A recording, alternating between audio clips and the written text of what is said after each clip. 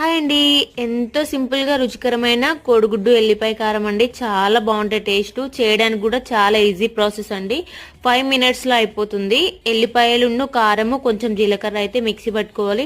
ఒక ఆనియన్, ఒక 2 or 1 egg ఉంటే సరిపోతుంది. నేను ఎక్కువ మంది ఉన్నాం కాబట్టి ఎక్కువ క్వాంటిటీ అనేది తీసుకున్నాను. ఎగ్స్ అయితే ఇట్లా ఆనియన్ కొంచెం బాయిల్ అయిన తర్వాత కొంచెం పసుపు వేసి వాటిని అయితే సైడ్ కనాలి. అన్న తర్వాత మధ్యలో ఎగ్స్ అనేది కొట్టిపోయాలండి.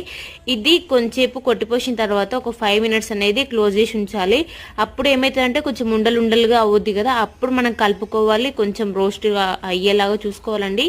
అయిన తర్వాత మనం ఏదైతే ఎల్లిపాయ కారం మిక్సీ పట్టుకున్నామో అది యాడ్ చేయాలి. యాడ్ చేసి కొంచెం కొంచెం కలుపుతూ ఉండాలండి.